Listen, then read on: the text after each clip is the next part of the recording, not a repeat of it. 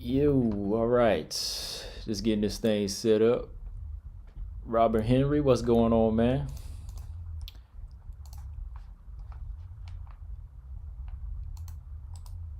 The past few weeks I've been having that lag in stream, so I gotta make sure that stuff on point today. You know how it is.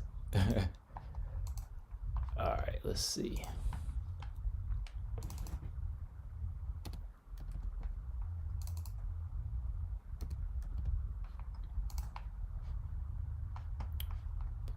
Boom.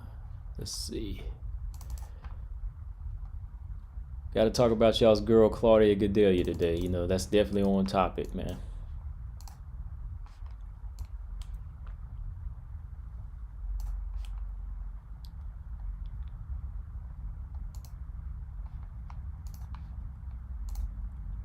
All right, y'all, what's going on? It's Combo Breaker 99. I'm back with another little live stream here. Sunday night. Just got done watching the coach. I know. What's going on, Robert, Marcus? How y'all doing?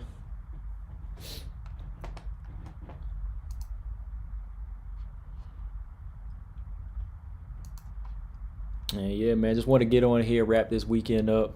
Sunday evening. Just talk about these fights this past weekend. Just make sure y'all hit the thumbs up. So let's get this thing going here.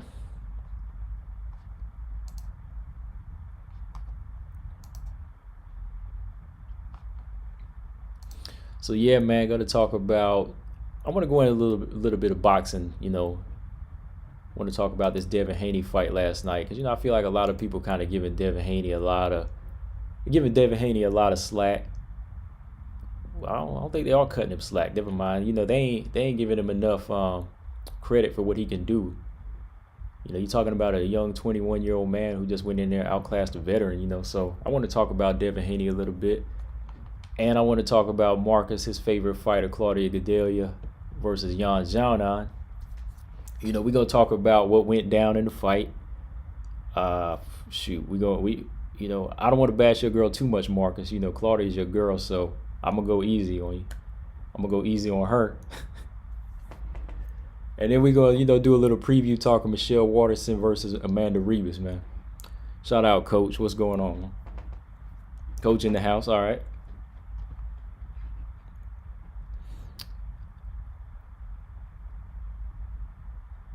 Oh, what you say? Robert Henry said, y'all have that jab effect going on. Yeah, man, she got that jab, man. That's what I'm talking about. Jab is the key, man. I first heard that from Roger Mayweather. Rest in peace. Jab is the key.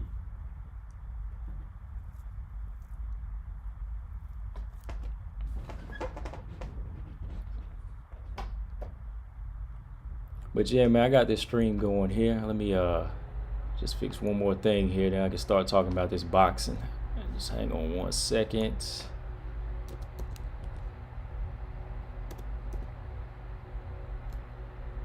All right.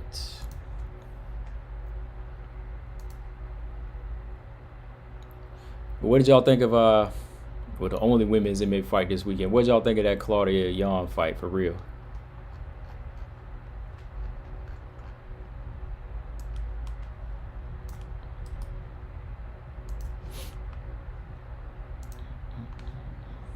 Yeah, man, they need to stop hating on Haney. That's what I'm saying. I'm like a young guy, still a young kid growing up. So, I mean,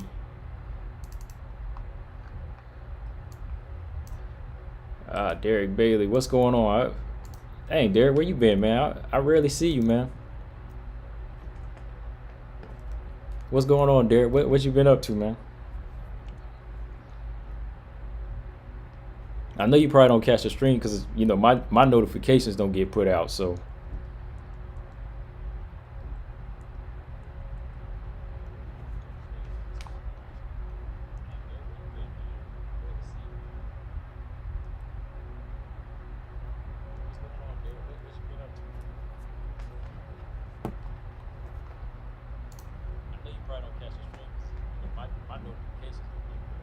yeah, my streams, like the notifications every time I go live. Yeah, see, you don't get the alert. See, yeah, that's what I'm saying. Like, every time I go live. If I put out a new video, nobody get notifications, which is crazy, man. So I don't know. It is what it is for the moment. So.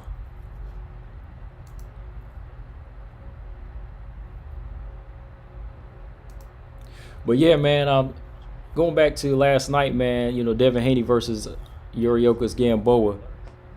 Devin Haney, he was able to just pitch a straight shutout against Gamboa. I mean, I couldn't give Gamboa a single round. I mean, Gamboa had some good moments as far as his, you know, veteran tricks he was doing in, like, I think it was like around 7 or 8. But Devin Haney, he did what he needed to do against a veteran boxer, you know. And going into this fight, you know, like I said, a lot of people, they felt like Devin Haney was supposed to go in there and score this big knockout, or this big, you know, spectacular Mike Tyson-esque knockout. But for me, like, all I wanted to see was Devin Haney go in there and showcase his discipline and his skill. And I feel like Devin Haney did that. And I think that once again just kind of shows you where the casual fan's mind is. Like, the casual fan's never going to appreciate the sweet science, especially if it's not coming from the right person they want it to be, you know. Like, all day long, you'll call Vasil Lomachenko the Matrix, and he's downloading information when he fights people. But whenever it comes to Devin Haney, you know, I don't think a lot of people give him the same credit. But, I mean, look, Devin Haney's a 21-year-old man, you know, one of the youngest champions in the game to do it right now. And I just feel like he's that kid that has some technical skills that even a lot of 30-somethings don't have. You know, I think that Devin Haney, you know, going in there with a veteran like Yoriokas Gamboa, even if he is damaged goods, he still did what he needed to do. And like I said, he did what I expected to do. Maybe he could have scored a stoppage towards the end of the fight, but I mean, other than that, I see him as like a kid that really follows in the footsteps of Floyd Mayweather. You know, Devin Haney, he's that type of kid that he sees the self-preservation and the defense of a Floyd Mayweather. That's why you're going to see him go in there, score shots, go in and out, score shots, go in and out, and use good use good footwork. He's not going to be the type of fighter to take crazy chances. So when I seen Devin Haney as a young kid sparring and, you know, going all the way back to me as a young kid, I knew he was going to be that type of boxer. He's not the type of fighter like a Tank Davis. So if he comes away with a decision, you can't get mad. You know, even if it is against an old veteran or washed up veteran, like you think Gamboa could be. So I think that's expected. So I just think a lot of people are just giving a lot of hate. And like, when you see online some of these reactions, like guys like Errol Spence, they giving him credit because they know he's a young fighter. But it's crazy when a guy, I see like Tank Davis and Teofimo, they're trying to bash the performance. If anything, man, they should be bigging up his performance, because he's going to be the next guy they fight. Because what's that going to say about them when they fight Devin Haney and they lose to him? What are they going to say? Oh, we lost to a bum? You know, they're going to say, oh, man, we lost to a bum, or we beat a bum if they beat Devin Haney. So they got to give that type of kid all the credit in the world, same way we give Teofimo the credit for beating Lomachenko. And then you got to remember, Lomachenko came back in those last 5 rounds. So, I mean, 2 different fighters. You know, I know Lomachenko and Gamboa are two different stages of their career, but shit, I mean, Lomachenko ain't too far off the way he looked. Let me go to this chat real quick. Roger, what's going on? Marcus, Gamboa is starting to look like Varela of the division in the box format. Hey, you ain't lying, man. He's getting fed to the up and comers, man. And too bad they can't cut you like that, though, man. In boxing, they can't cut you. I mean, you can fight on a smaller circuit, but you know they can't cut you. Derek, I thought Haney would have stopped him late. Gamboa has always been kind of chinny. Yeah, he's kind of chinny, but he knows how to survive. You know, he's chinny, but he knows how to survive. If you go to, like, I want to say like round 7 or like round 9, where Devin Haney landed a big right hand, he buckled Gamboa, but Gamboa was able to lean in and he started clinching. Like, he started clinching them hands. You know, he was looking kind of heavy in there, so he's putting weight on Devin Haney. So Devin Haney, like, good boxer, but he's not used to that inside fighting. You know, he's not used to that inside style of clinching that that Gamboa was doing. I think it was kind of getting under his skin a little bit. But that's something he needs to, kind of work on. But other than that, I mean, his jab was on point. His counter skills was on point. Maybe I would have liked to seen him feint a little bit more. I think if he feinted a little bit more, it probably would have set up some more knockout opportunities. But again, that's not really Devin's thing. Like, I think Devin's thing right now at 21 is to get a grasp of being the best defensive fighter he can be. And if you think about it, it's always been the opposite, man. Like, most guys when they're younger, they want to go gung-ho. They want to go in there and just guns a-blazing and knock people out. And then later on when they get older, they want to be that strategist. But I think with Devin Haney kind of doing the opposite, it's going to set him up for success. Learn how to box now. Preserve yourself when you get older. So when you get to like 25, 26, 27, and 30, when your power is full strength, then he'll know how to set up knockouts better. Derek Gamboa know all the veteran tricks. Hell, yeah, he do, man. I mean, that's why he gave Tank a hard time, until he got that torn ACL. He gave Tank some fits in there. And even Tank couldn't hit him clean, like until like that 12th round. I mean, he dropped him 3 times, but he couldn't like get him out of there because Gamboa was always clinching and always rolling. Robert Henry, they like a dominant victory.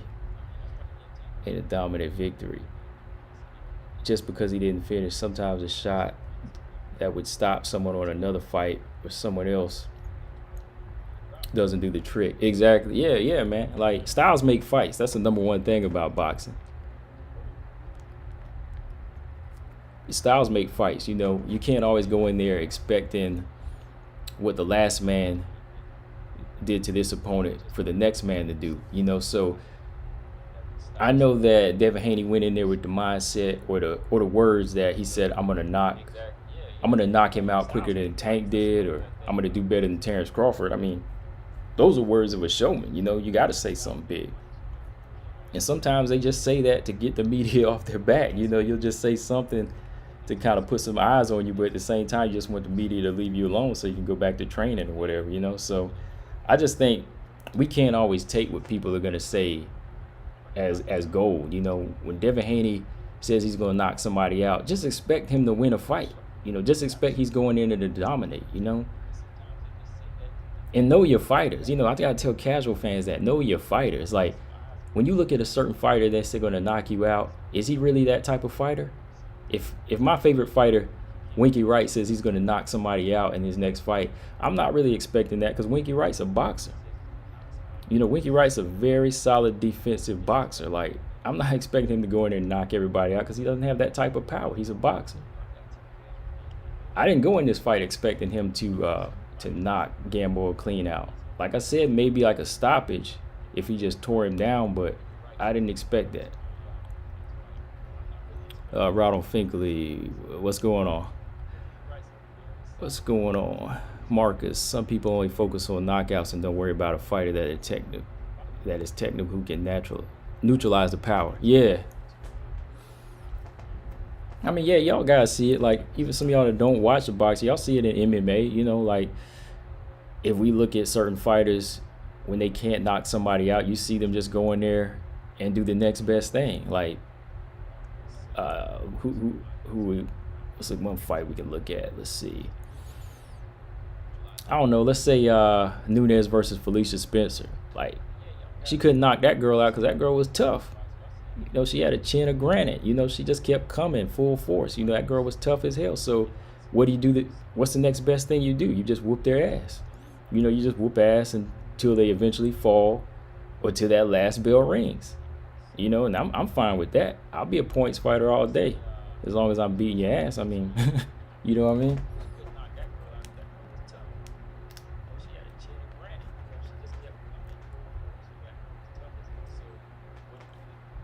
But let's see. Because I'll just read what Marcus has said here. Only focus on knockout. Oh yeah, I read that. What else? And Derek, oh yeah, yeah, Derek, yeah, you said they don't respect true boxers. Well, it depends on who the boxer is. Like I said, if you're Tyson Fury, they're gonna respect you. That's why it gets kind of tiring sometimes to kind of deal with that type of stuff or argue with these people. Like I know who I like and who I respect, but not everybody's gonna deal with that, or not everybody's gonna feel the same way. But that's who I'm gonna support. Like Devin Haney's a 21-year-old growing technician, so that's who I support. Like he shows me something that I haven't seen in a lot of young guns. So, but at the same time, I know he's still growing. I'm not gonna say he's perfect.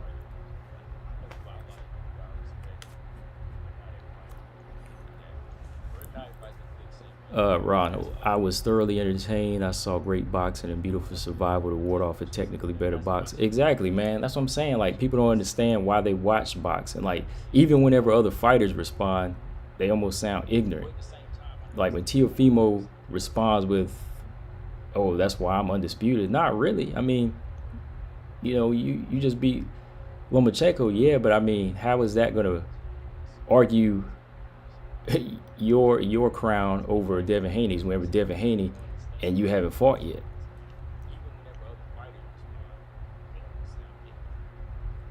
I know Tank responded with a laughing emoji. I mean, Tank is a monster though. I'm still like, I'm sold on Tank's grittiness and his power. So like I'm gonna keep him out of the conversation because like Tank, I am a fan of him. I like what he brings to the table.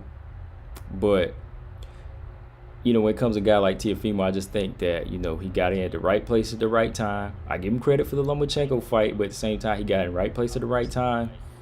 But he just talks too much.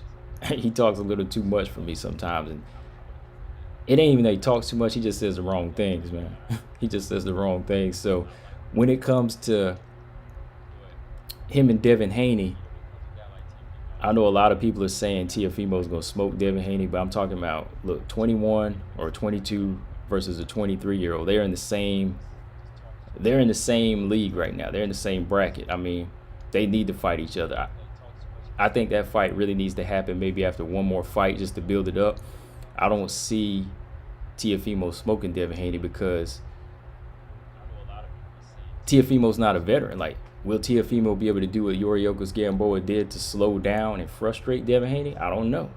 I don't know if he has that in him. He might try to go out there guns blazing and catch Devin Haney while Devin just counters him all day.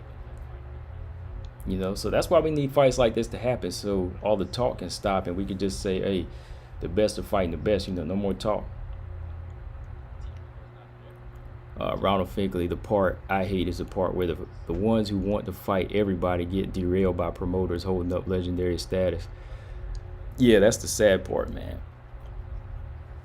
Promoters can hold it up, bro. If you ain't a free agent, I mean, you pretty much setting yourself up for slavery or failure. You got to be. I ain't gonna lie, Mikey Garcia, he was doing it right for a while. He was signing and fighting for Showtime, The Zone, PBC. He was all over the place. Same with Devin Haney. Devin Haney's kind of, he's not tied down to one person, So, Canelo, he finally made the right choice. But hopefully Terrence Crawford, he makes the right choice.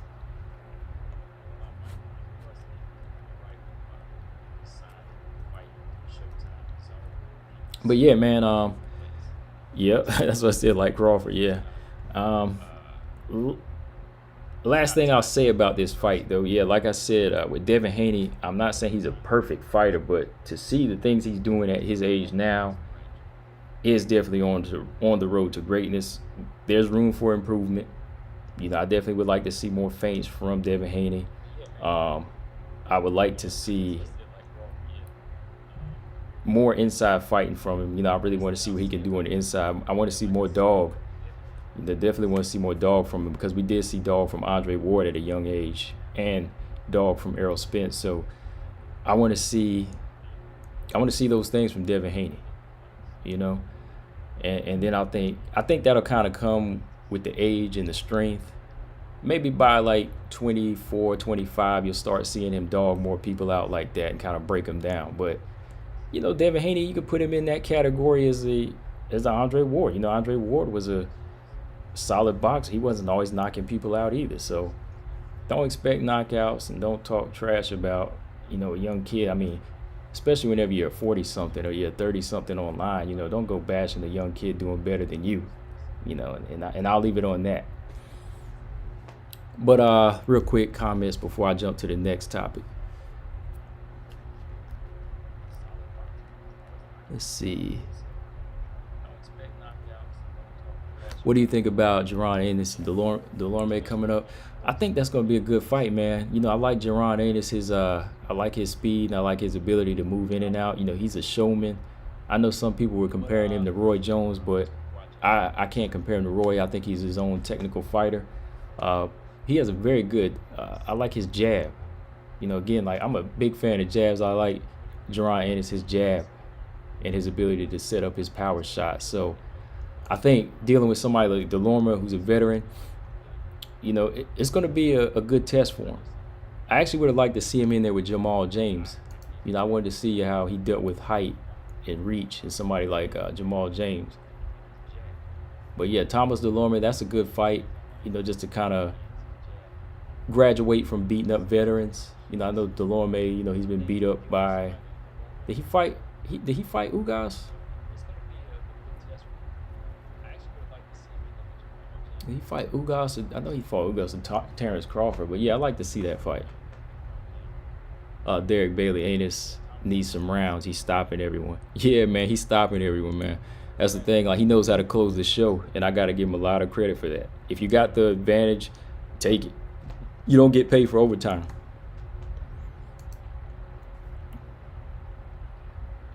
What was I gonna say about Anus? I want to see Jaron Anus and Virgil Ortiz, though. That's the fight I want to see.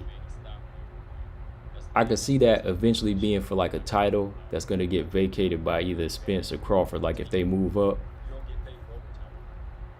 Yeah, I could see like Anus fighting for like a vacant title. Like if Manny retires and vacates his title, then I could see like Anus or Ortiz fighting for it.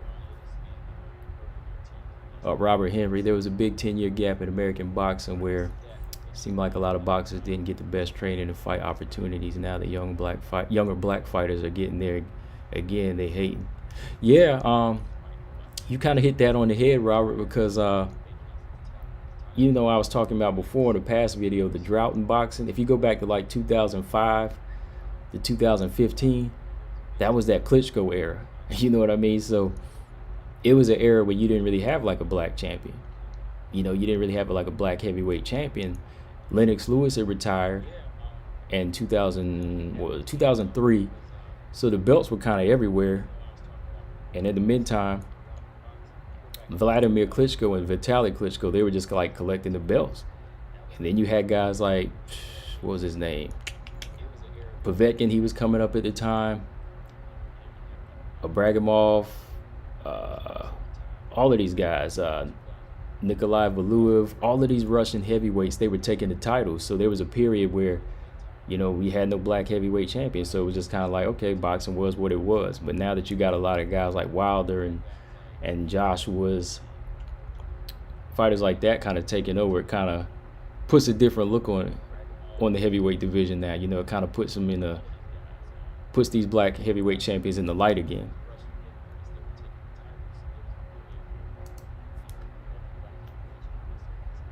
But yeah, that's something I always study about boxing. I'm surprised you brought that up, Robert Henry. But yeah, that's something I always been like talking to myself about. Maybe I ought to do a video on it. But Ronald Finkley, I was glad I heard Ennis is staying busy before 2020. Yeah, he got one more fight. Yeah, that's what I was gonna say. That'll be his last fight to wrap up this year, and that's good. But yeah, that's something I always study about boxing. I'm surprised you brought that up. But yeah, man, jump into this Claudia Gadelha fight versus Xiaonan. You know, Claudia, aka Marcus, his favorite fighter. I'm gonna keep messing with you. Marcus, his favorite fighter. I mean, this fight pretty much went the way I felt it was gonna go. You know, I did my prediction video on this one. I felt like Claudia, she was just not improving as a fighter, and this was her big chance to step up to that next level. But I mean, if you really keep up with Claudia, you know that she's not really getting a new striking coach. She's not really getting a new team. She's not really making the necessary adjustments in her lifestyle, as far as her fighting lifestyle, to really hold on to that top spot in the strawweight division. So going into this fight, I couldn't give her the win at all, man. I know some people pick, Coach, I know you picked Claudia. You feel like she was going to beat Jan, but there was no way I could pick her over Jan because, like I said, Jan's momentum, man, it was just too crazy right now. I said, like, Jan's just on this undefeated streak.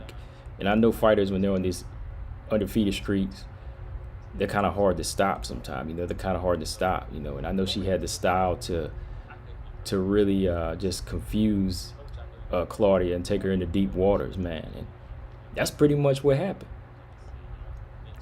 Claudia still has not gotten a grasp of the basic fundamentals of striking. Like, Claudia has a good jab if she can land it. If she can land that thing, she has a powerful jab, but she doesn't really know how to set it up.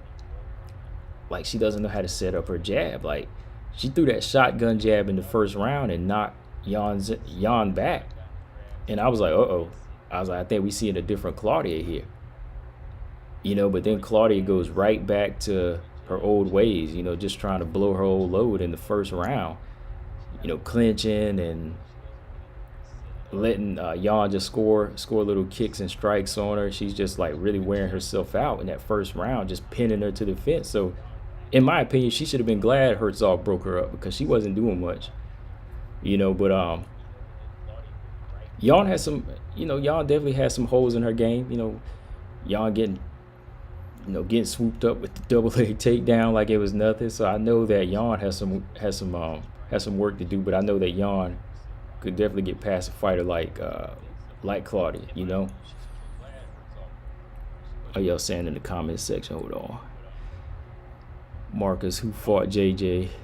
Claudia, who fought JJ, doesn't exist anymore.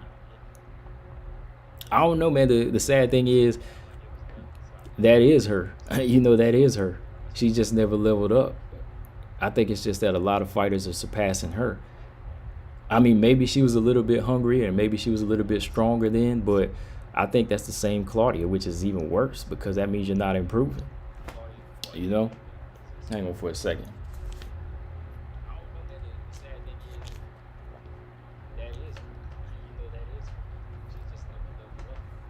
Derek Bailey, Claudia has a black belt in JJ in jiu-jitsu too. Yeah, she do. Yeah, she does. But she ain't got hands, bro. She need them hands, man. That's what I'm saying. Like, she shoots in for takedowns. She can go in and do that, but it would be so much easier if she knew how to jab. If she knew how to throw a jab in your face like she did in that first round, but she just didn't capitalize off that and realize that shit worked.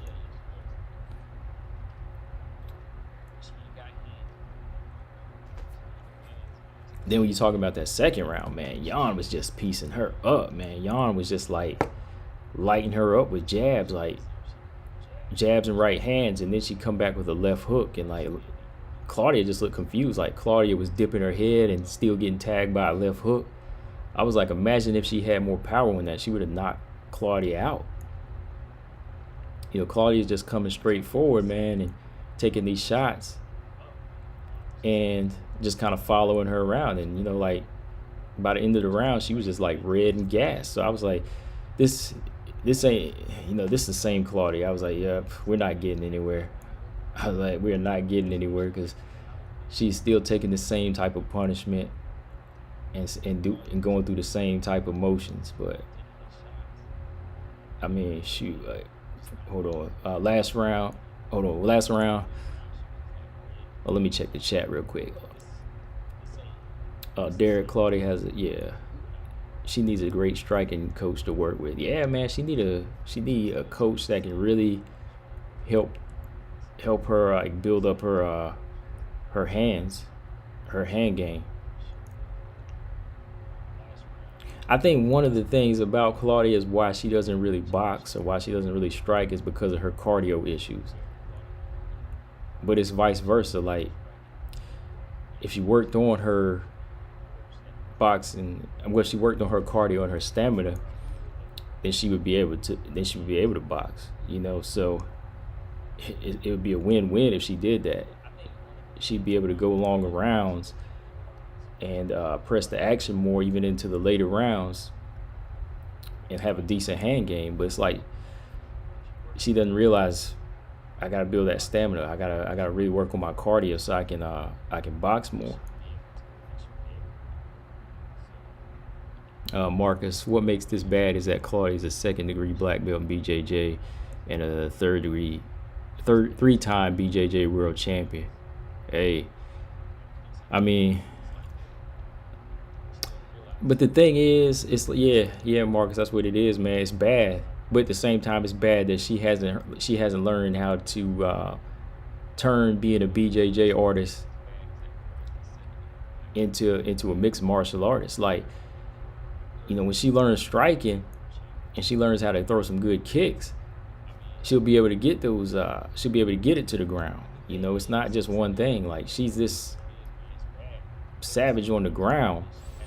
Oh, I won't say savage. That's gonna offend Robert Henry, but she's solid on the ground. But to get there, you need hands. You gotta have feints. You gotta have good footwork to get in there.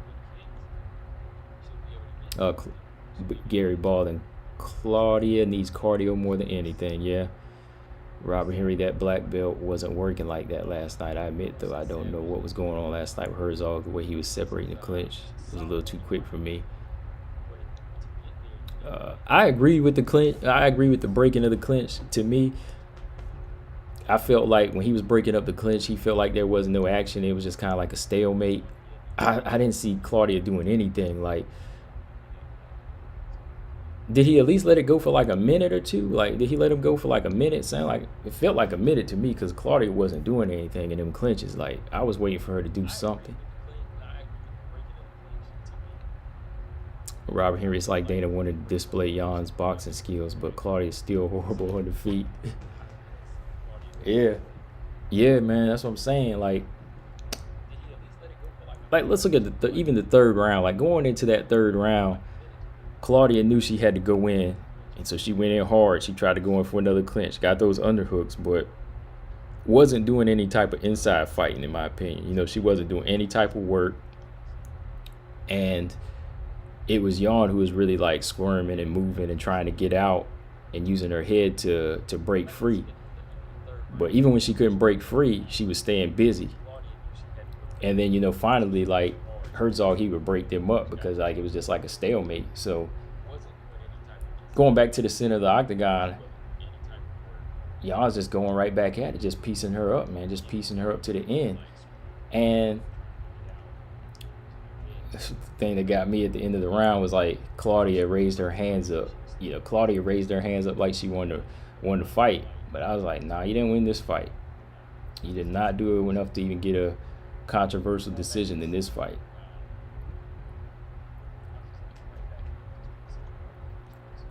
What else you got? Let's see. Oh, Cedric C. Claudia was sleeping during the whole fight. Yeah, that's something, man. Like, she just does not grasp. Like, she just does not know how to wake it up and level up. Like, she'll come in high energy, which might be her problem, instead of pacing herself. She won't find like a rhythm in a fight. She'll try to give it her all in one round, and then when she can't stop you or submit you in one round, she'll kind of give up, get frustrated. But yeah, overall, man, like, Jan's performance, I won't say it was like groundbreaking or spectacular. It was what she needed to do against a grappler or a fighter who has a black belt in BJJ. That's what Jan did. Jan went in there, pieced her up, tried to avoid the ground the best way she could. And it was, her speed was a factor in this one, but it was also just being active, always doing something. She was always doing something in this round, but I would like to see her polish herself up as well. Like, she can't stick her chin out the way she's been doing. Like, Claudia caught her a couple times with some good overhand rights, but it was really her movement. It was really her movement that saved her from really getting like clocked with a solid shot, you know. And another reason I picked Yan to win this fight was because I knew that Claudia didn't have enough in her tank to hang with Yan, you know. So it wasn't really like a big breakdown where you say, okay, she's gonna have to do this and that. Claudia doesn't have like a plan B or plan C, so Yan could just go in there and jab all day, and that's gonna work. And like I said, that's good enough for a fighter on Claudia's level. But when we start talking title shot, like going in there with Wei Li, then Yan's really gonna have to step up her game. You know, Yan's really gonna have to step up her game at that point. Like the chin has to be tucked. You're gonna have to feint more with the jab. You know, you're gonna have to stay busy the way she is, but at the same time, I think she's gonna have to use a lot of kicks in the fight with Wei Li. You know, she's gonna have to be a lot more physical. You know, she's gonna have to be in there, ready to go to the ground. See, I think Wei Li, you know, she's working on being an overall complete fighter. Let me see here. Check these comments. Robert, thanks for referring to. Hold on, let me scroll up here.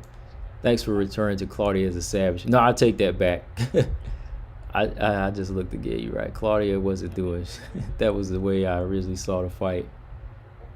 Yeah, she wasn't. She wasn't doing anything in them clinches, man. Like she was just like laying on the shoulder, you know, laying on her shoulder and like pushing forward. Gary WMMA Addict said he'd choose Loma over Claudia, and I agree. Loma, the booty over Claudia. That'd be interesting, man. Yeah. I don't really. Yeah, like I don't think Claudia has the answer for those kicks, boy. Loma's stand up is very, very ferocious, but I don't know if Claudia was the time one of those kicks, you know, that might be a different story. But all in all, that would be a good fight, though. Marcus, no more get by wins for Claudia. No. Robert, she know damn well she didn't win the fight, right? Marcus, fighting Loma for Claudia would be like trying to chase a toddler around the room.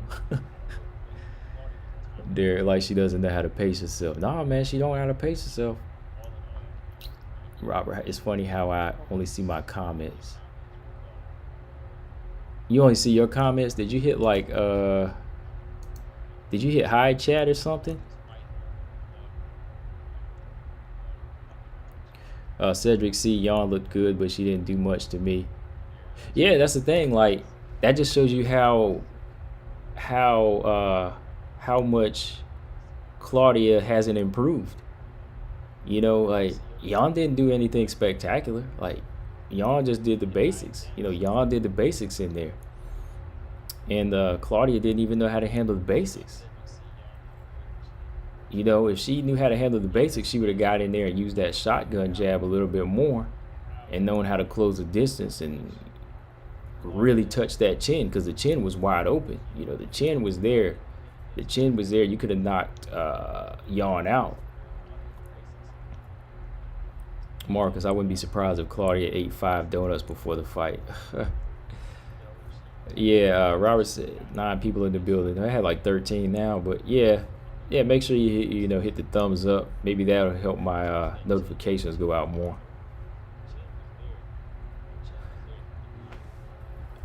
Gary Baldwin, Loma would give Claudia the work. Yeah. Zaza Kita, Loma was small enough for Angela Hill to beat. Claudia strong enough, I think, to hold Loma. Yeah, that's the thing I was kind of looking at, like the size difference. Like I'm thinking, like if Loma throws some of those kicks, if Claudia has any IQ in that head, she's gonna time those kicks and catch those kicks and take Loma to the ground and keep her on her back for 3 rounds. If she has any IQ in there, man, she's gonna do that. Robert, It just came back in. I see how everybody's comments. Okay. Roger, yeah, I don't get notifications. Yeah, like Roger, I don't even like whenever like coach does a video or somebody does a video, I don't get their notification till like 4 days later. Till like a video is 4 days old, man. It's crazy. Gary, Claudia would get handled in the clinch by Loma. Yeah, that too. Cause Loma's busy in them clinches, boy. She be throwing elbows. She be throwing elbows and knees. And you saw how Claudia wasn't doing jack in these clinches with Jan. Yeah, she was doing like she was just resting on Jan's shoulder, so she's getting tagged with these big shots, man. Yeah, I'm ready for that. K Hens versus Corey. Yep. Zakita Loma is a natural atom weight. I like her skills, but I think she's just naturally weaker than other straw weights. Hey, she might be somebody to add to our atom weight division we were talking about the other day.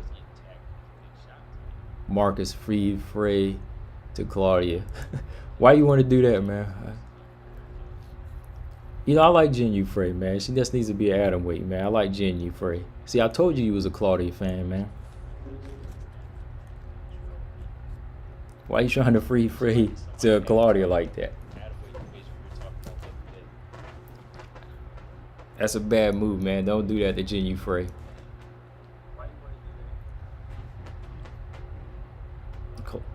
Knew you was a Claudia fan.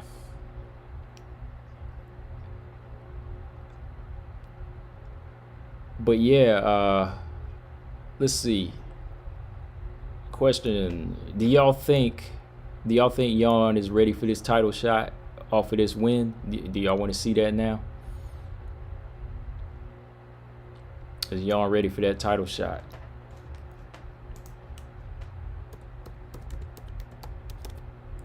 Was this win enough to earn her a title shot?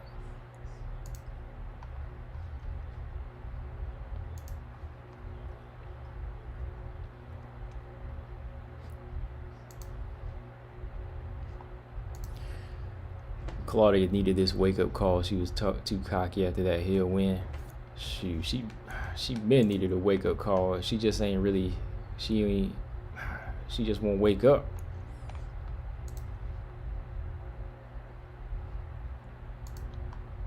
So I'd rather see Rose versus Wei Li and have Jan versus JJ. Interesting. That would be interesting.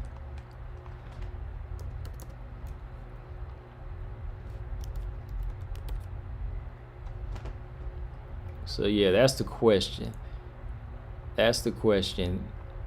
Does Jan deserve a title shot after saying she deserves a title shot after winning?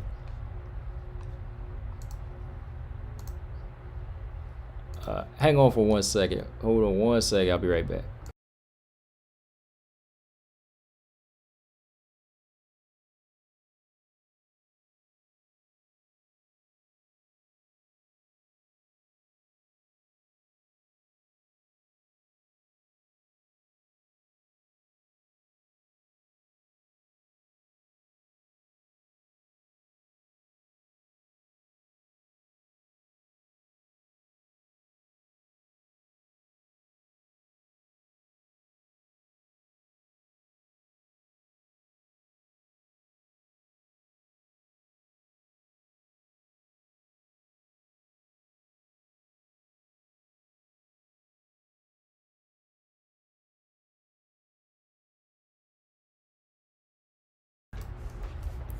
All right.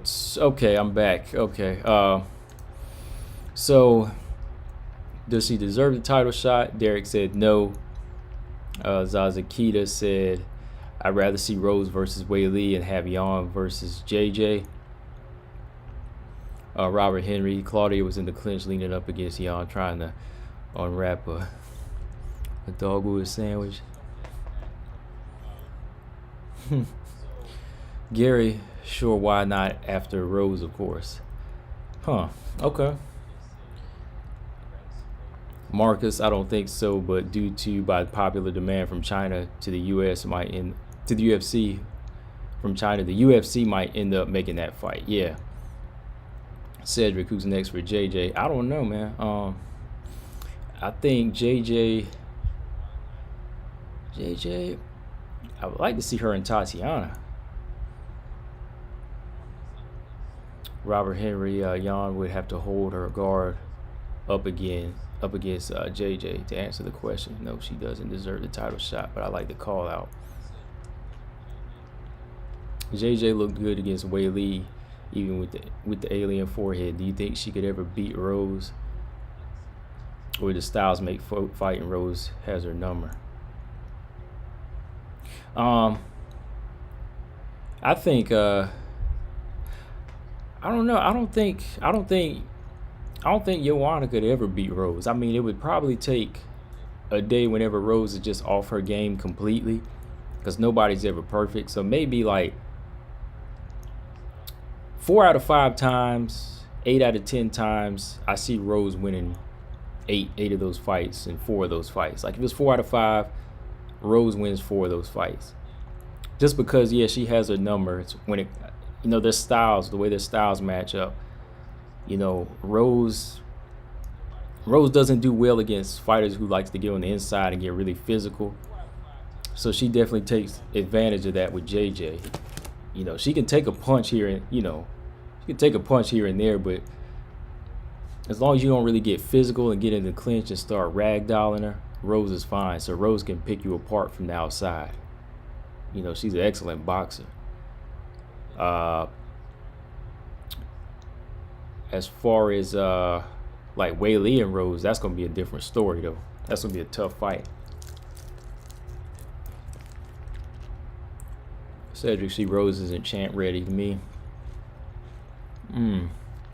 We'll see, man. Yeah, it's always up in there. I'm not sure yet myself, but we'll see. I think for Jan, I'd like to see Jan versus the winner of Michelle Waterson and Ribas. I like to see Jan in that style against Amanda Ribas.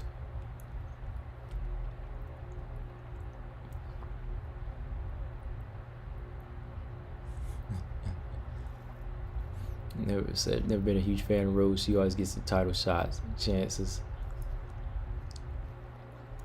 I like Rose, man. I'm a fan of Rose, but yeah, I don't know where she's at right now. I hope her head's back in the game and ready for a title shot. I like her style. I like her boxing skills. Her style. But yeah, it's a tough game, so I just hope she's ready. But yeah, I think Jan versus Ribas would be a good fight. But if Jan versus Joanna happens, that's cool too. But I'm gonna have to go with Joanna in that all day. I think that Jan's style suits Joanna better because Jan's not really a hard puncher, and her chin is wide open, and Joanna has that reach and that height to get on the inside and extend those punches and I think outland and outwork Jan, because Joanna's not like a concussive puncher either, but she has more pop than Jan does, in my opinion. She's more so committed to her punch, but at the same time committed to stepping out. So it's kind of a 50-50 thing where she's giving you part of her punching power, but not all of it, because she's going to step out.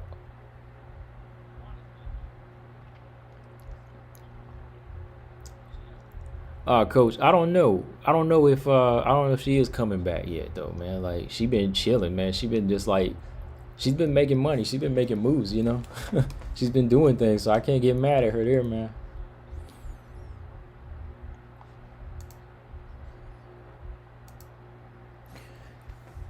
Yeah, I really don't know if she is coming back, but I think with her coming back and Tatiana coming back, that would be a good comeback fight for both of them, in my opinion. JJ tripping, talking about she needs her fights to have a crowd.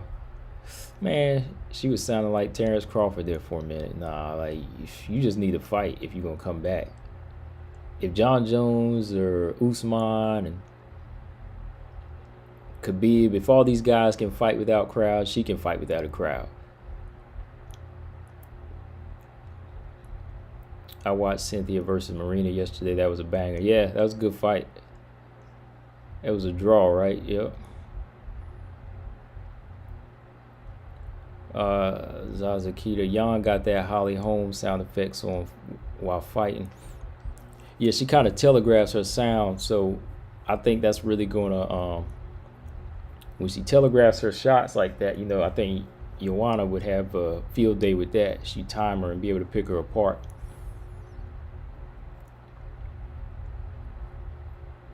And Joanna's physically strong too, man. I mean, like, she's tall, and you think she's like skinny or slim and doesn't have any strength, but Joanna's strong, man.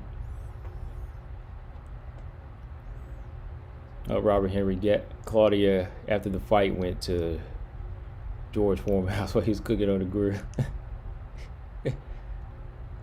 George Foreman, man. That's the thing, man. Like, Claudia. So I asked y'all what Yan should do from here, as far as should she be in the title shot. But what does Claudia do from here? What does Claudia do now?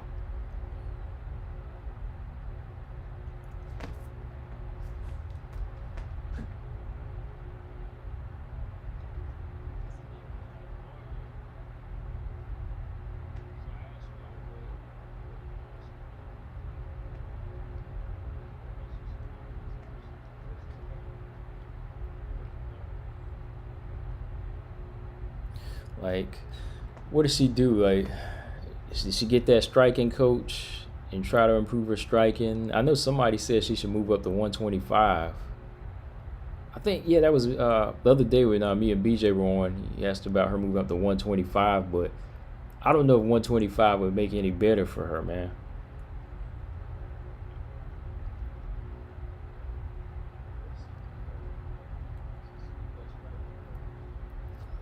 I know she need to give Angela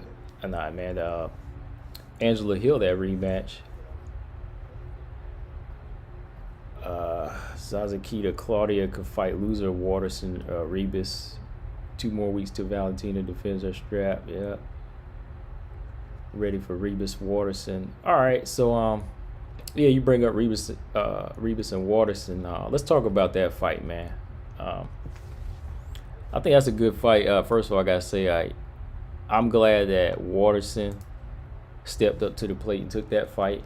It kind of seemed like a lot of people didn't want to fight Amanda Ribas, but hey, I understand why. If you have a title shot looming ahead of you, would you take that title shot or would you risk it against Ribas?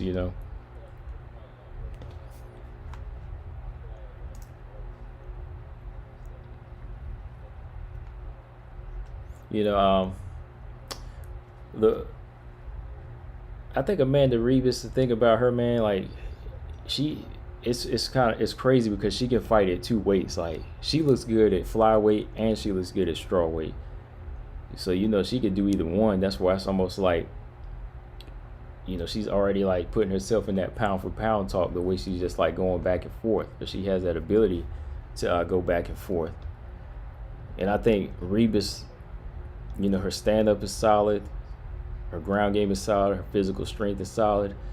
I just smell this as trouble for Michelle Waterson. I think Michelle Waterson is the type of fighter that fights well at like a controlled pace. Like, if she's going into a chess match, she can kind of take time to pick her shots. She does well because she takes advantage of those moments when her opponent is sleeping. But I think somebody like Amanda Ribas ain't gonna be sleeping. The thing about Amanda Ribas is she's gonna be moving, she's gonna be doing something, she's gonna be striking from the outside, clinching, or trying to get on the inside and take Waterson down. So I think that type of pace of fight is gonna really frustrate Waterson, man. And what is Michelle Waterson ranked right now? I gotta look at that real quick because I want to see what this fight will do for Amanda Ribas at this point. How much closer will it put her to, fighting like a top 5 fighter? Let's see.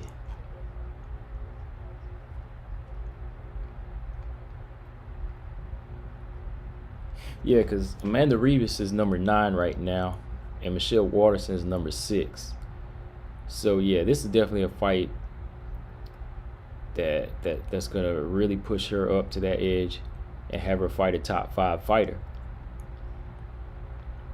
But when you look at the top 5, which is Nina, Claudia, Carla, Joanna, and Rose, who in there could she fight? Because let's see, Nina is probably moving up to 125. I don't know if Claudia wants that. I don't know if Claudia wants that with Amanda Ribas.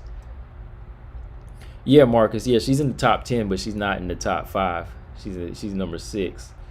That's what I said. If she gets past like a number 6 opponent like Michelle, that'll probably push her to a top 5 opponent, or possibly a title eliminator.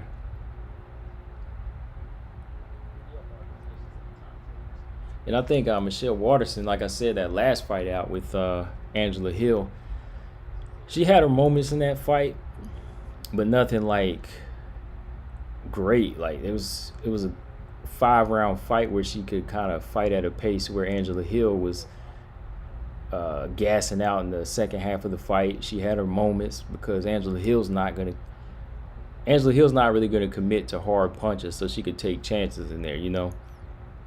I think somebody like Amanda Ribas, that's just like a different story. Amanda Ribas is the opposite of what she is outside the octagon. A lot of people see her laughing and joking, but Amanda Ribas is like a killer when she goes in there.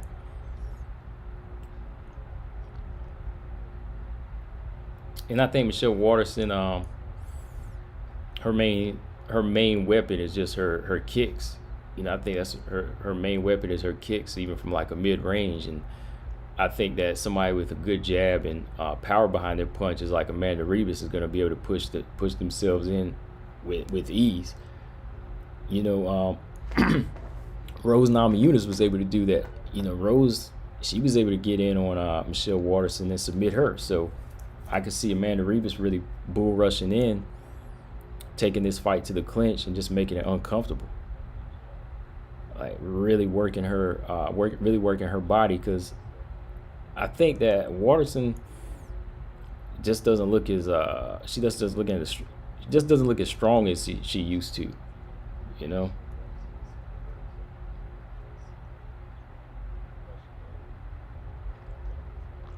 Let me see the comments. With Michelle, nothing wowed me.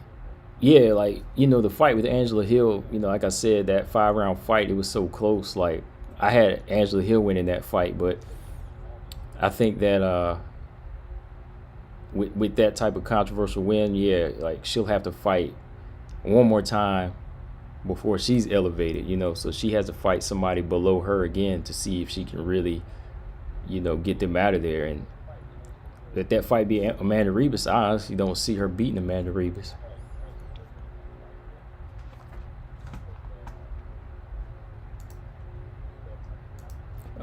Michelle still have those tendencies to strike nothing but air. Yeah, she just be jabbing air too much. Like that was her problem in the Angela Hill fight, and this is why she's gonna lose to Ribas. Early on. This is my early prediction, but I think that she doesn't commit to a jab, while Amanda Ribas, she sticks hers out there. She did that against Mackenzie Dern. That jab is there.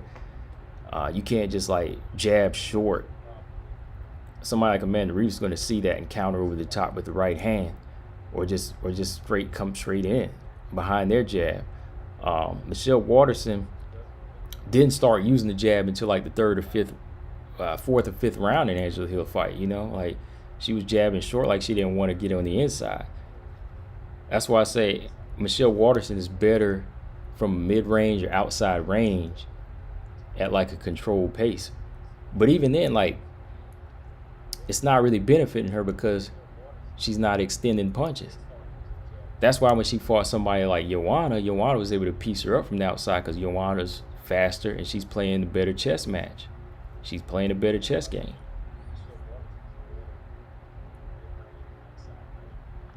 You know, she's definitely not going to win the inside fight with Amanda Ribas, in my opinion. You know, as soon as she gets it to the ground, I think Amanda's going to use that ground and pound and, you know, try to submit her. Yeah, so yeah, Marcus, she definitely like jabs nothing but air and she punches nothing but air a lot of times. You know, she does those little air punches, but it's not really like to set up a big shot. Robert Henry, if I was a woman at 125 or 115, I would be ducking Ribas like my name was Donald. Nobody wants that. Nobody wants that action with Ribas.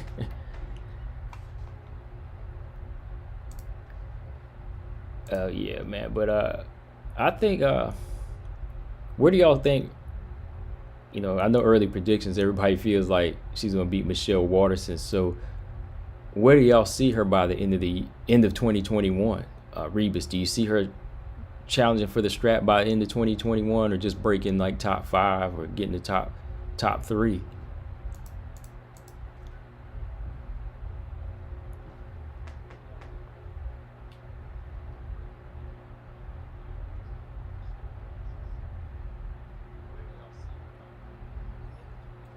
Like Ribas, do you think you see her getting an opportunity at 125 and rolling with it, or do you see her staying with 115?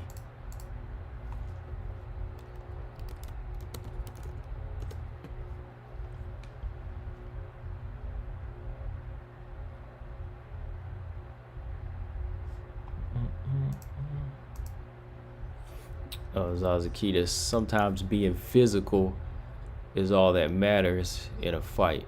And I just think Ribas is more physically imposing than Waterson and atom weight. Yeah. Yeah, like her physicality, man, like I just see it being more so I see her physical, you know, her size really being a factor in this fight, because you know Ribas, she don't mind getting on the inside. She can fight from the outside, but if she knows that you're apprehensive about trying to get on the inside with her, or you know, trying to close in, then she'll just kind of rush you. Like she didn't take crazy chances with Dern. You know, Dern's a solid fighter when it comes to, you know, going to the ground, but she pieced her up from the outside and had good moments with that with that plan. But I think going in there with atom weight, she might do the same thing she did to Paige Van Zandt and try to get her out of there in one round. Like Paige, man, that was, I mean, I didn't expect it to. I wasn't shocked. Definitely wasn't shocked how she got Paige out of there, but I was just like, wow, man, that girl's ready. She's ready to go. She's official. When Ribas fought Paige, she had that Ronda Rousey judo toss. Yeah, she tossed her, man. She was just like, I want to get this done. Zazakita, I see Ribas in the 2021 fighting the title. I see Ribas in the 2021. Yeah, as long as she stay active, I think by the end of the year, next year, she'll be challenging for that title. And especially like with all the inactivity with the top 5, you know, with Nina Razorov gone, we still don't know where Tatiana and Joanna are. I think she's definitely going to be elevated faster after this win. When is it? January 23rd. If she wins January 23rd, she's gonna push up those ranks faster, while the other fighters are inactive. So the title eliminator might be coming in like, she might be getting a title eliminator in like spring.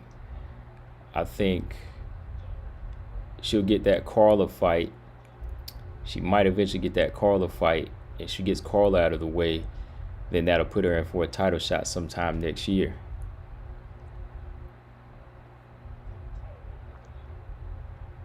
What's the other women's MMA fight you talked about that was from one championship?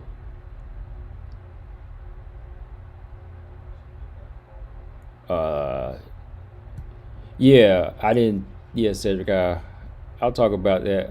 I watched it. I'm gonna do a post-fight analysis video on it. Well, actually, I re-recorded it. I just gotta upload it. The Janae Harding and Jesse Mille fight, I didn't upload it yet, so I got a video on it. Robert, I'm about to start calling her TRT Ribas with the way she finishing off these girls. Yeah, I mean anything is possible, but I don't really see like I don't see the juice in there. I mean, you can with some fighters. You can definitely see it in some fighters, and behind the scenes, yeah, I'll talk about it. But yeah, I don't really see her being the type to juice as of right now. She's getting them legends in a legit way. She's just uh, using her skill and destroying them.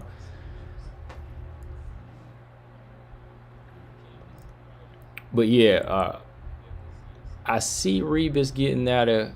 I see Rebus getting Waterson out of there in January, and maybe fighting like 3 times next year. Maybe one might be a active fight, and then one might be a title eliminator, and then she might be going for that strap by the end of the year. Man, I think Weili Zhang and Rebus, that would be a crazy fight, man. Like you just match them up. Like if Rebus, continues to do what she do, that would be crazy. Marcus Ribas needs to take away Carla's wrestling and turn her into a striker. Yeah, Carla's got some underrated striking. I don't know if it's enough to hang 3 rounds, enough to hang 3 rounds of Rebus, but I think her striking is underrated. How she used it, because you got to remember she was landing some good shots on Alexa Grasso. Alexa a boxer, but she was getting cracked by Carla in there. Carla rocked. I want to say Carla rocked Alexa a couple times. Might be the other way around, but I remember Carla caught Alexa a few times in there.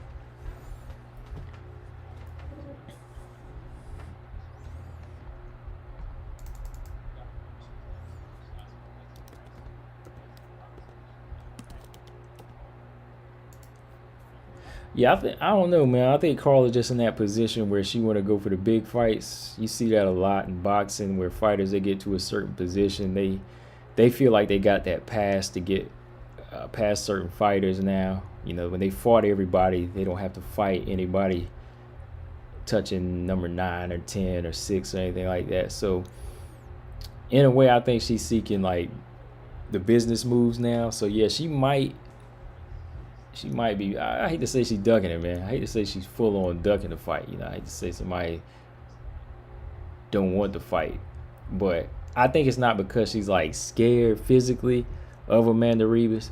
It might be more so more risk, less reward. It's that type of thing. I think if Carla it's more risk, less reward. That's why she doesn't want that fight. Because, I mean, you got to remember, she been in there with Joanna, Tatiana, Claudia. And, Tatiana is scarier than Amanda Ribas, in my opinion. So, she's been in it. She's been in the Sharks, in with Sharks before. So,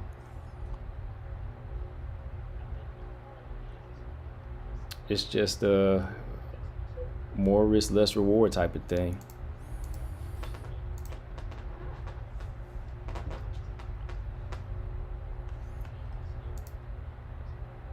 But yeah, I saw that Janae Harding and Jesse Mele fight. That was a good fight for Janae Harding. Janae Harding, a really solid technical fighter compared to Jesse Mele. Jesse Mele was just relentless with hers. She was just coming straight forward. Punching her way into clinches. Janae Harding got a good right hand. I mean, Jesse Mele's chin was wide out in that fight. If y'all haven't seen it, like, she was taking some right hands, boy. She was getting cracked with them right hands in that fight, man. So, Janae, it was really tailor-made for her at points.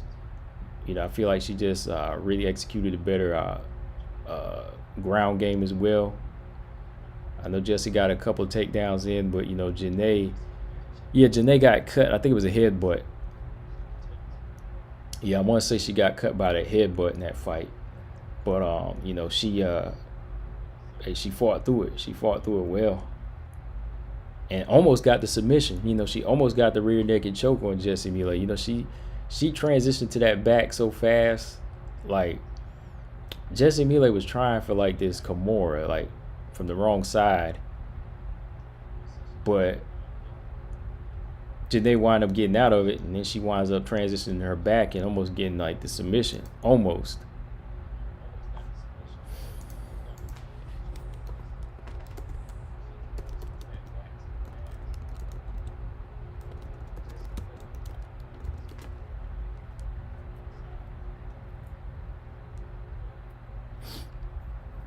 Does Janae Harding train with Mallory Martin? I think so. I think they're friends. I want to say they are. Like I think I've seen her on Instagram, on Mallory Martin's Instagram a few times, because I follow Mallory Martin on IG, and I think I've seen her up there.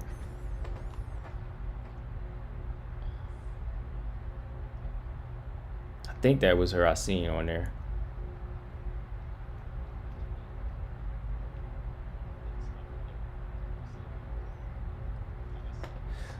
But yeah, these these featherweights in Bellator, they put them on shows, and who knows, man? This might get Janae Harding a Kat Zingano fight, man. I mean, because right now, I haven't heard Kat say she want the Chris Cyborg fight, so we might be getting Janae Harding and Kat. That wouldn't be a bad matchup for Janae. Give Janae that chance then.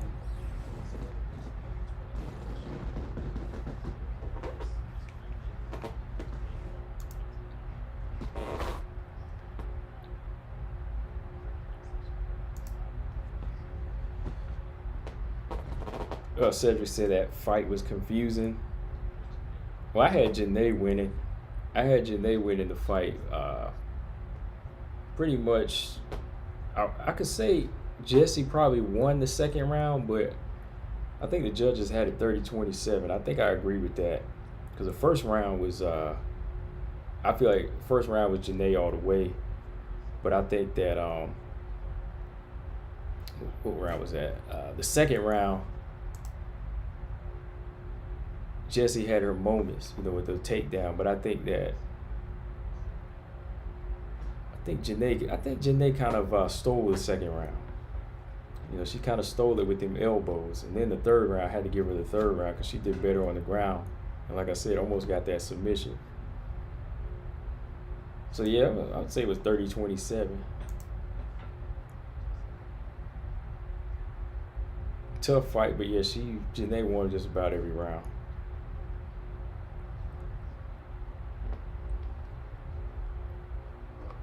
Yeah, man, but let's see. Yeah, so that was pretty much all I wanted to talk about tonight. As far as the women's fights going on and a little bit of boxing. What was I gonna say? Amanda Ribas and Michelle Waterson in January. Yeah, I'm looking forward to that fight. I definitely want to see. I want to see if Michelle Waterson can. I want to see if she has something left in her tank to make this a competitive fight. I'm not gonna lie. I want to see a competitive fight. I don't want to just see a washout all the time. I want to see you prove me wrong. But at the same time, I want to see Ribas get to the top. I want to see somebody. I want to see some new blood. I want to see somebody actually want it. That ain't ducking.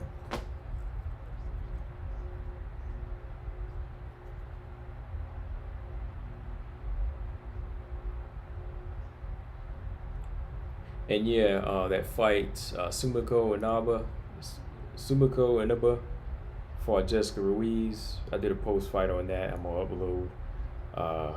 Sumiko, she got a first round stoppage for a debut win. Pretty much did what she needed to do. She was the bigger fighter, physical fighter. She really just fought well in the clinch, and really need Jessica with some, to the body, vicious hits, and just really manhandled her. She was really just ragdolling her until she finally tossed her to the mat and just started raining blows on her, like 10 seconds. I think she hit like 12 times, and Mike Beltran, he just stepped in and, he just closed it out. He was like, that's it. He was like, that's it. And I think it was the right move. I think Sumiko was just doing too much. She was too big, too strong. Jessica Ruiz, man, in my opinion, she needs to be a strawweight. She got to be a strawweight, man, because she's 0-2 right now in Bellator. their main division that's deep is the flyweight division. So honestly, she ain't gonna last at 0-2 and with her size. So Jessica Ruiz need to be a strawweight. You know, Jessica Ruiz need to go to LFA or Invicta and become a strawweight. Because Ruiz is like, I want to say 35 or 36. And, you know, the fights are only going to get crazier at flyweight. So, yeah, Jessica Ruiz, her best bet would be a strawweight now. I think she's got that size. She came in at like 123. You know, she took the fight on like 11 days notice. So, she ain't like a natural flyweight, in my opinion.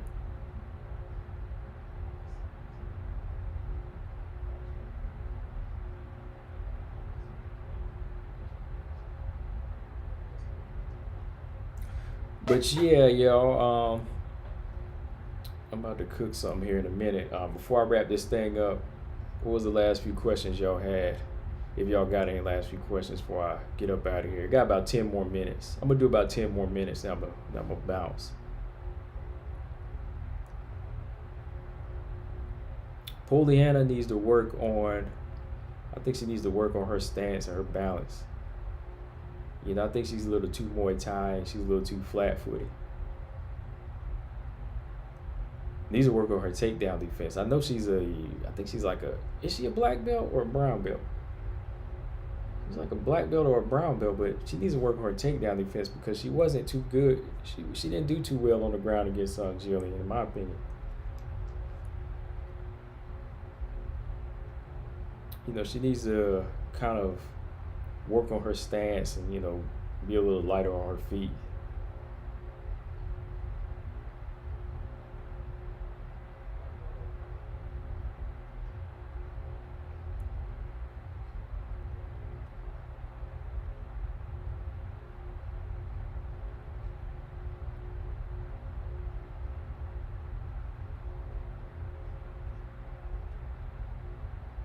Yeah, blue belt.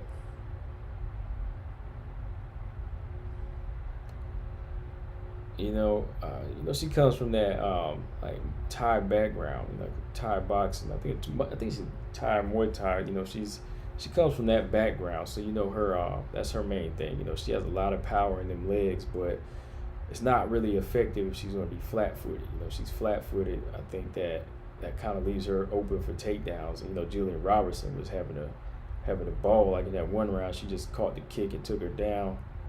And when they got to the ground, it was just all Jillian. I don't know, man. Maybe she needs to be a strawweight. Maybe she just needs to be more disciplined to make 115.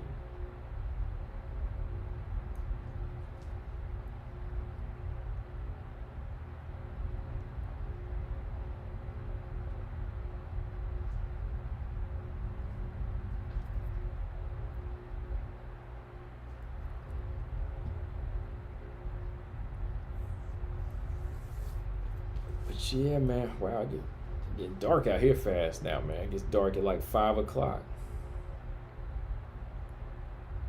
I need to upload these other videos too. Like I said, I got the I just put my post-fight analysis of Claudia Gadelha and Jan. And I'm working on another video just talking about potential matchup with Jessica Andrade and Lauren Murphy. You know, that's the fight that Lauren needs right now. You know, that's the fight she needs to go ahead and take. Because if she don't take that fight, you know, they're just going to leave her out again.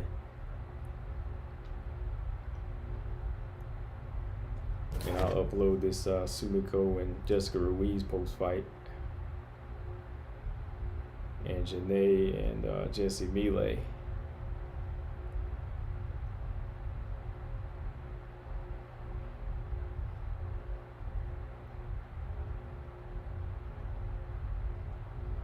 Who's fighting this weekend coming up? Y'all know I'm not looking at let me look at my calendar here. Oh, wow. Ashley Evans Smith is fighting Norma Dumont. Yeah, Ashley Evans Smith fights Norma Dumont. I don't remember the date, but I guess that fight's going to be at 145. I mean, Ashley Evans Smith ain't a small girl, so she can make 145.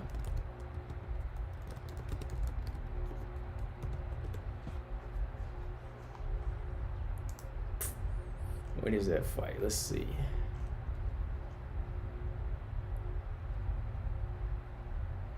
November 28th. Yeah, November 28th. Ashley Evans Smith and Norman Dumont fight.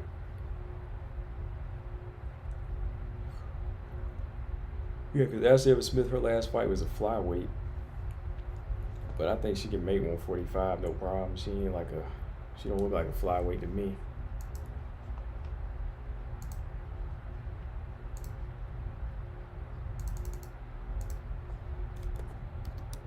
Let's see who fights this weekend coming up though. Let's see. Are there any women fights on this next card? Oh yeah. Kay Hansen and Cora McKinnon. Randa Marcos, and Kanako Murata. Former Invicta strawweight champion.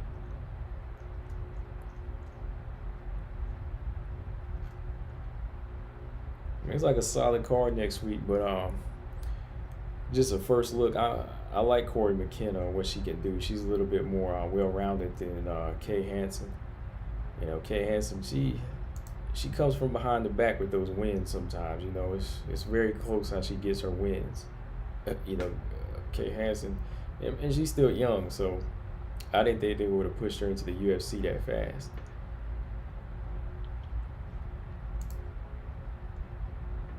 Oh yeah, and Ashley Yoder, she just posted up. Yeah, Ashley Yoder and Miranda Granger. I just saw that yesterday. Yeah. So you got 3 women's fights. So I'll probably talk about them later this week. I'll probably be back on stream maybe like Wednesday.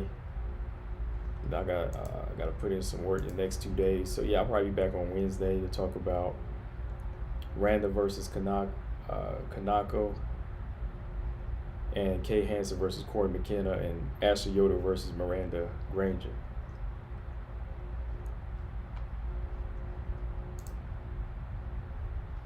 So yeah, man, I'm about to wrap this thing up, y'all. Once again, thanks for everybody coming through and listening and hitting thumbs up. Appreciate that. Shout out to everybody coming into the chat. Cedric C, thanks for coming through. Marcus, Robert the Savage, of course, the coach, Zaza Kita. That's somebody new in the chat. Well, make sure you subscribe if you haven't. Zaza Kita, if I'm pronouncing your name right. So, sorry if I'm not. But yeah, and shout out to Roger and Derek Bailey. Yeah, but Derek, definitely come through, man. I need to do some more boxing talk this week too, man. Like I said, I need to, boxing my one love, so I need to go back and revisit some of this stuff going up because I'm always watching it. I just need to fill y'all in on that. So, I still got to talk about this Canelo, the free agent, and just Wilder speaking out as well. I need to go back in on all that, man. But yeah, I'll probably do that later this week. Yeah, so again, thanks for coming through, y'all. Once again, I'm Combo Breaker 99. Make sure y'all subscribe. Peace.